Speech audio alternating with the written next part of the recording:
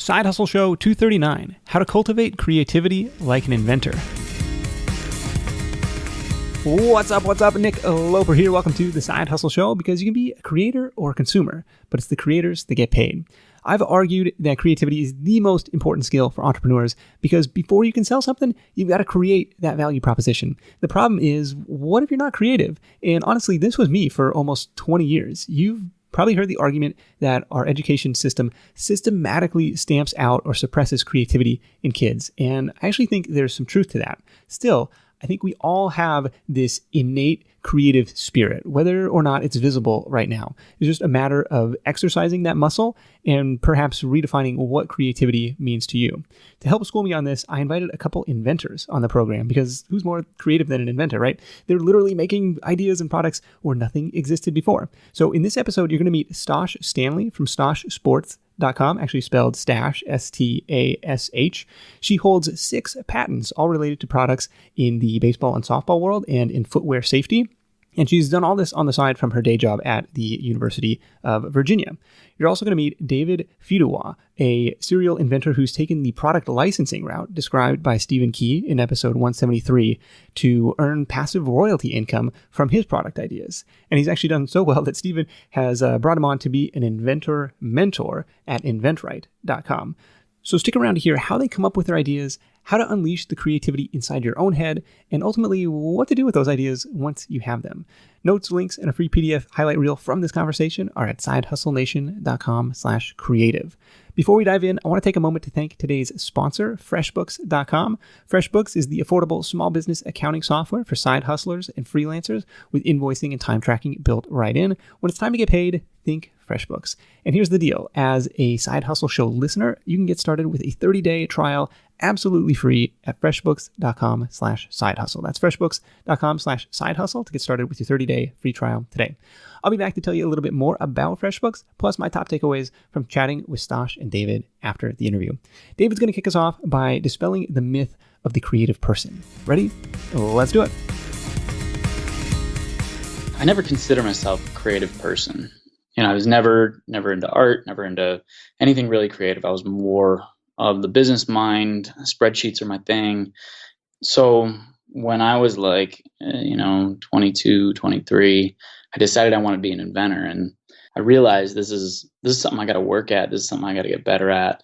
So I started to work out the creative muscle, I guess you could say, and started to develop products and figured out it was actually like a workout regimen for my mind and creativity that brought me to some of the products that has brought me some of the success that I have. Well, slow down. So you say, okay, I've never considered myself a creative person, and then one day you decide at a young age, I want to be an inventor. Like that, where does that come from? Part of it is I like the idea of royalties, as a lot of people would. You sign on the dotted line and you can collect checks for years to come. And that was one of the big driving forces, is having that kind of, I wouldn't call it a side hustle even, or I guess I would call it a side hustle, but basically a project that I could work on and get it to a point where somebody else then takes it over and I get paid for years to come. I mean, that was, I think, one of the bigger driving forces behind it. And I always had a fascination with inventions and new products and new innovation. And I guess I just wasn't necessarily good at it. Okay, so David is approaching creativity from the standpoint of almost reverse engineering what he wants, royalty income from product licensing. Stosh took a different approach and found that her products, a padded glove to wear inside a regular baseball glove and a device to keep your shoelaces tied called Lace Locker, really stemmed from her own experiences and needs. The key to the creative process is doing something with there's something wrong. That doesn't make sense to me.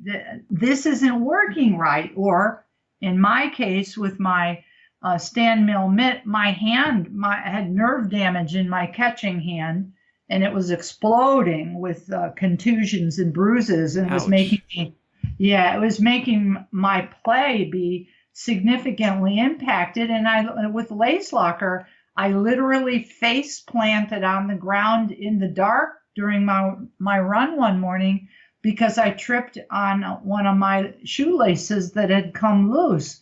So I actually think we're more creative than we might give ourselves credit. But this can be tough if new product ideas aren't literally hitting you in the face. So I asked Tosh, well, what else can we do? And she recommended regressing to the sponge-like state of childhood. We're a sponge. We're a sponge to the environment. We're taking in all kinds of information, verbal cues, visual cues, olfactory cues, taste cues, tactile cues, all kinds of things, because we're open to the possibilities. So I think we kind of bludgeon ourselves into less than total consciousness about our creative capabilities as we age, because we just don't maintain that sense of total awe and amazement in learning about the things that are around us like we have as kids. There's definitely something to that, because I find myself noticing things I never did before through the eyes of our son. Everything is new and exciting and different to him, and he's taking it all in. Now, I'm not saying just to have a kid to be more creative and be more aware of everything around you, because there is another path to take. David suggested that the path to a good idea was to have a lot of ideas. And being an analytical, spreadsheet-minded guy like me, he made it a concrete goal to come up with a certain number of ideas per day, starting small and then gradually increasing it as those creative muscles improved. It was a process he compared to weightlifting.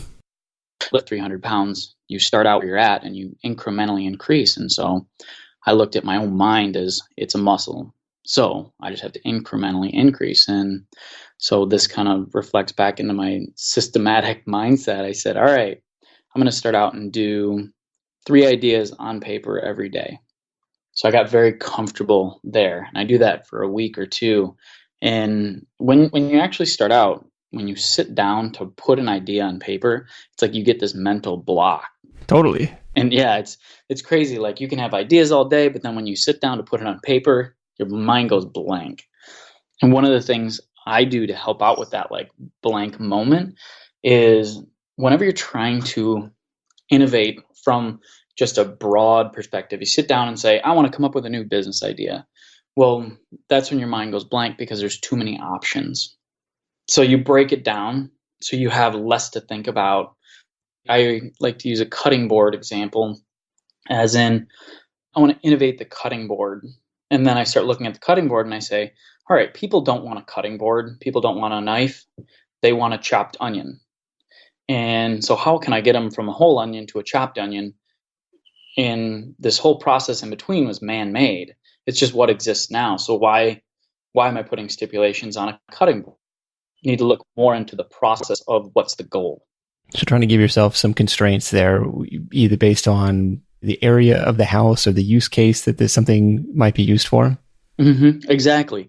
And so when you put parameters on it, sitting down to say, all right, I got to think of all these ideas, or I just got to think of 3 ideas is very difficult. But when you say, all right, I got to figure out how to get an onion chopped, then you say, all right, I've got to have a blade pass through it in some way. And then you start to get creative there. And once you put yourself in a little box, and the tighter that box gets, then the more capable you are of creating within that. And then your ideas are much more targeted. So then you do 3 a day. Okay. I'm trying to do the same thing. Actually, one of my micro habits for this month. So we're doing the merch by Amazon print on demand t-shirts. And so one of my micro habits for the month is come up with one new t-shirt idea. And it's the same thing. When you sit down with that blank sheet of paper and try and come up with an idea, it's really, really hard because it's so broad. But if you say, okay, well, Father's Day is coming up. I need to come up with a Father's Day themed shirt or, a shirt for dads, right? Yeah. And all of a sudden it becomes quite a bit easier to do that. And you can see what else is out there. What else can you riff on? And even just looking around, your own life or different sayings and stuff. Anything else or any other exercises or strategies? Still 3 ideas a day and making the habit of it every day. I think that's a great way to train the muscle. And I really like that weightlifting analogy. Well, you're not going to go and bench 300 pounds on your first day out there, but you're going to incrementally get there. Mm-hmm. And that was kind of what I did after the 3 ideas a day. Then I went to 5, then 7, then 12. And I got so obsessed with that process of not, well, it was more I was so focused on can I get to my goals that I actually stretched to the point where I was doing 50 ideas on paper a day. Wow. And what I realized what I had done to myself was it's like I had a little apple seed and I put it in the ground and I watered it and the branches grew and the sun came in. And now I've grown this big apple tree that I can now go back out to and pick those apples or those thoughts right out of the air because my muscle or my brain has been now trained to kind of be able to think in those innovative ways and those neural pathways and those synaptic nerves are there and they're all built in. So it's really easy to go back to that mind state when you have built it up to that point. The cutting board and chopped onion example reminded me of a conversation with a friend recently who was telling me about the book, The Innovator's Dilemma. He said the book talked about how every product has a job, and the same could be said for services as well. But it echoes the business idea generation tactic that Noah Kagan shared on the podcast a couple weeks ago of writing down everything that sucks over the course of your day, over the course of your week, and then thinking of the products or services whose job it could be to solve those problems. Because if it sucks for you, it probably sucks for somebody else too. And then it's taking it back one layer, like the famous example of the person who's buying a drill is really not buying a drill, they're really buying a hole. And they probably really don't care about the hole either. It's just a necessary step in whatever they're building. Well, if you don't know what problem you're trying to solve, you're never going to be able to come up with something because what is the something you're coming up supposed to do? Right. So, like that's why I say be observant. What is the problem that you're trying to solve? What around you doesn't feel right, look right, smell right, taste right? That's a great place to start. Some of the common advice would be, well, go on Amazon, look for a hot selling product, and then read the 1, 2, 3-star reviews. Like, what's wrong with this? Like, how can I improve upon what's already out there? And you can, and if it's got a patent, you'll have to improve in a novel way that's not obvious from the patent that was issued. Okay. So it's not that you cannot improve upon a patented product, but I say it's got to be like an exponential improvement that is not apparent from what is disclosed in the patent. Okay. So it's not that you can't do it, but a lot of people don't go through the patent process. Right. And we should probably note that that's definitely not a requirement to bring a product to market. Nope. But if you want to bring a product to market, it better be solving some kind of a problem for somebody. We're all in sales. I say this to people and they wrinkle their nose at me. Yeah, we're all in sales. We're either selling self, product, or service. So if you want to make a killer product, find a killer problem. Okay, so let's say you found a killer problem and you think you have an innovative way to solve it. What happens next? Good ideas and bad ideas are feelings. And it's the most difficult part for inventors is that it's your feelings about your own idea. And when you create something, you value it way higher than everybody else. When I started out, I'd look at my idea and be like, that's it. Like, that's the one I'm going to license and make millions off of. And I was just so excited. And do you mind sharing what that was? So this one just came to mind. But I had an idea it was to water your Christmas tree. And I figured, and this was like early on inventor, and a lot of inventors actually do this. But I was like, all right, there's 300 million people in the United States, and there's this many households, and if half of them buy my Christmas tree present watering system, then I'll be a millionaire. And so I was just totally exaggerating what could have actually happened. Okay. And it was a product that was basically a container that looked like a Christmas present, and it had a tube over to the watering dish of the Christmas tree. And so you'd open up the present and pour it in, and then the tube would basically drip feed into the thing where the Christmas tree was. Okay. And so I spent weeks just preparing like marketing material and getting ready to pitch it. And I went out and pitched it, and the company just sent me a link back. And I was like, oh no, what is this? And so I ended up, I apprehensively just clicked that link, and boom, my invention had popped up. Somebody had done it years before, and they were selling in the market, and I just didn't do my research. Oh, okay. I was like, well, that sounds kind of like a good idea. Well, apparently it was because somebody else already did it. Yeah. And that was put in all this work and I failed because I didn't. And that's when kind of failure started to come out of my vocabulary. And I started to realize I was onto something because in my sphere, in my world, I had never seen that product or I'd never experienced that product, but I was inventing something that somebody actually wants and sells now. And so I refocused my attention from I had failed to I'm onto something. I can invent things that people want. Yeah, because you arrived at it completely independently. So, okay, that makes sense. Yeah. And here's the silliest part. So I did that again. I got so excited about a product because it was better than sliced bread and I was going to be a millionaire. So I went out and built a sell sheet and pitched it to companies and then they sent me a link. So I'm super hard headed in the fact that I just don't learn very quickly. Okay. But after that, I've done my research ever since. I haven't made that mistake again, just 2 times. All right. So, okay. Well, tell me about the research process that goes through now. So say you've got the next equivalent of the Christmas tree watering present. What does that research process look like to see if something exists on the market? And if something already exists, is that necessarily a nail in the coffin? No, it's not. The research process it's really simple. I mean, obviously it's very simple once you've done it quite a few times. But when you create something inside your head, you label it as such. And I had a product, I called it the Chiller Puck, and it was a beverage cooling device. It's now the Arctic can by Corksicle. Okay.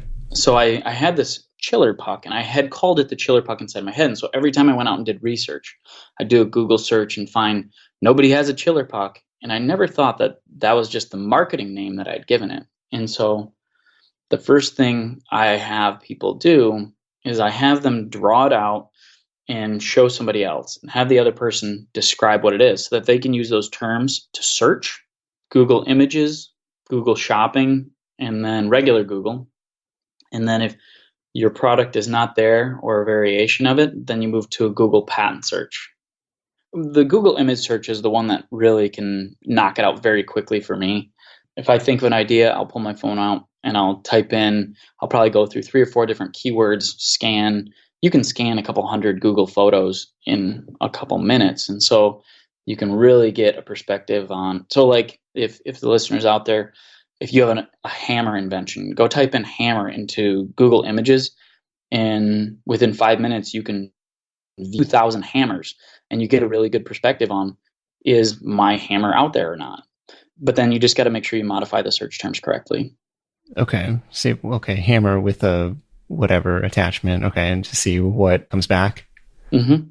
Yeah. So one of the examples I've thought about is a hammer that hits a nail straight every time, or a hammer that the claw can pull out any nail. And so you just use different search terms and you can go through so many hammers to see, all right, is it out there? And you can pretty quickly detect if it is and if it's not. Okay. What happens if your image search comes back positive, but your patent search comes back negative? Okay, this is already out there, but it doesn't appear to be patented. The patent office and patents are an interesting thing because 97% of the patents in the patent office never generate more than the filing fee. And most products on the shelf don't have patents.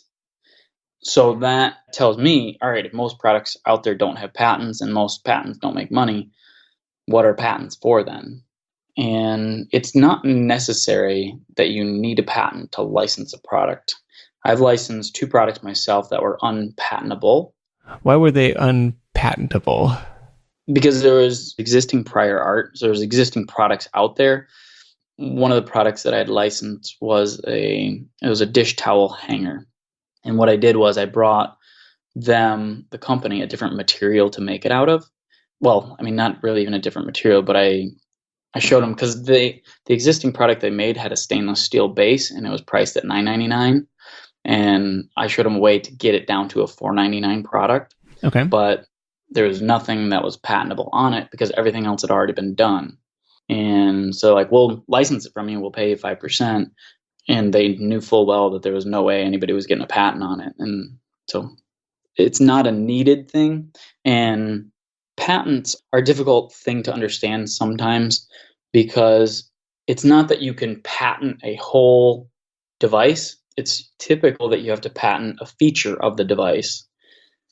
And so when you're going through that patenting process, or you find a product that's similarly patented to yours, well, they're really probably patenting a feature of that. And if you modify the feature, then you have a completely new patent. And so if I don't find it on the market, but I do find it in the patents, I'm much more comfortable with moving forward. But if I find it selling on the market and I don't find patents, then it's usually a product that I don't move forward with, because it's hard to convince a company to pay you, hey, make this product that this other company's making.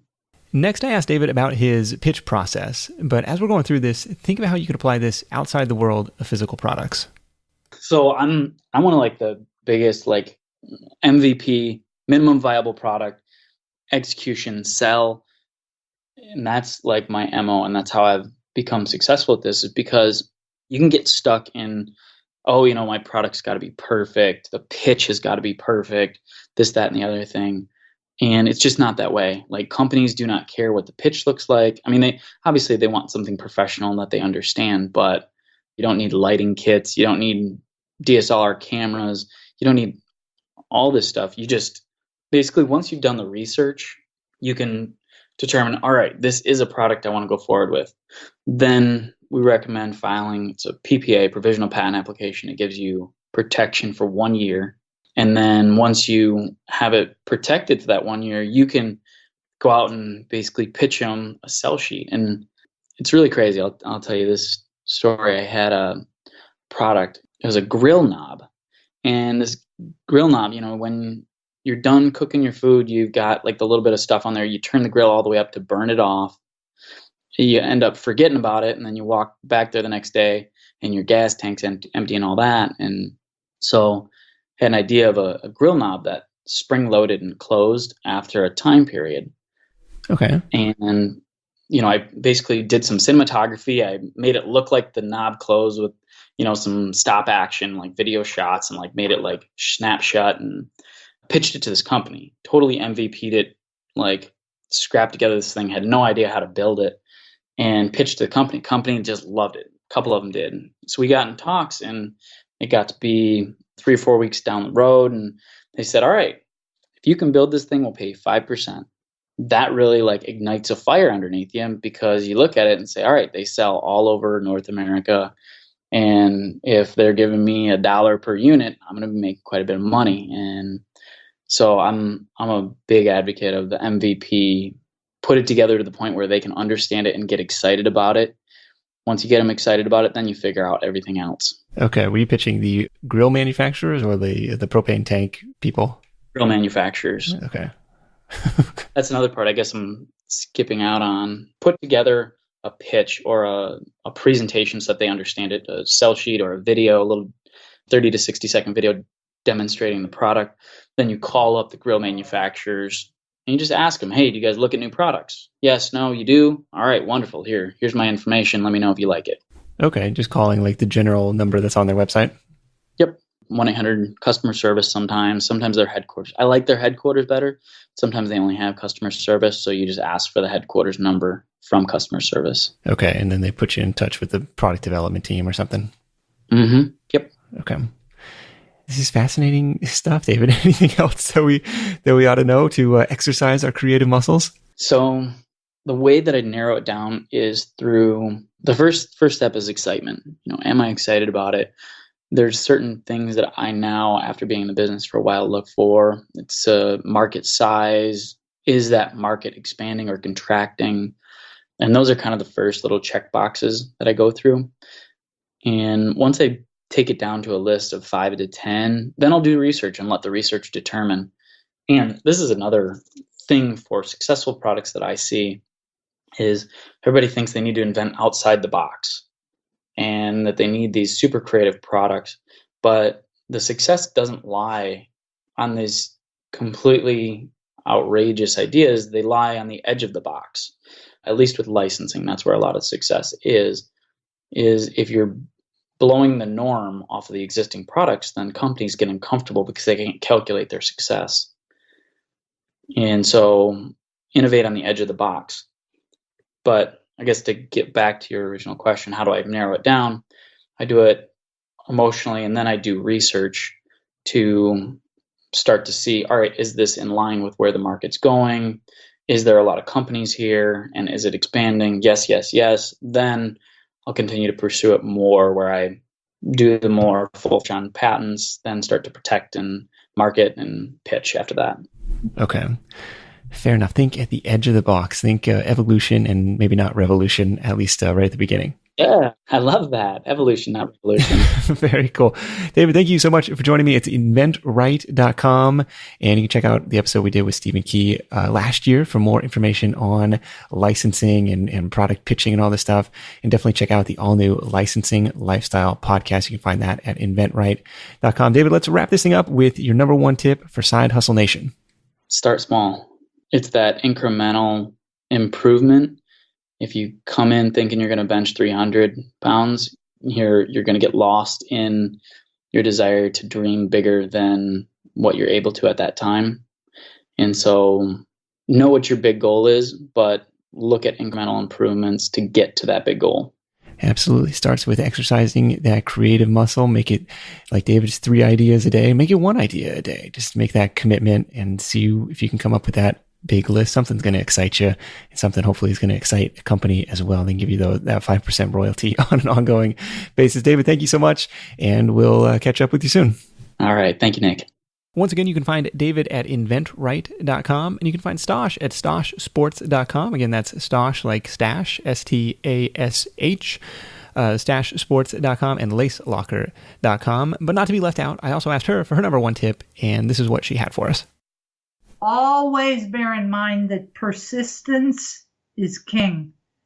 If the answer isn't obvious, ask the question in a different way. Persistence is king. Ask the question in a different way. Stosh, thank you so much for joining me. We'll catch up with you soon. Thank you so much, Nick. Take care, buddy. This edition of the Side Hustle Show is brought to you by FreshBooks.com. And I've got a phone-in testimonial for you this week from Andy McCabe, who runs a consulting business helping people with their insurance claims at ClaimsDelegates.com. FreshBooks really delivered. I've been a paying member since 2012. It's really become an integral part of everything that I do. All my invoices go out via FreshBooks. All my payments come in via FreshBooks. I like the payment options. You can do PayPal, you can do Stripe, you do a bank check. It makes it really easy to get invoices paid. I like the Zapier and Streak integrations.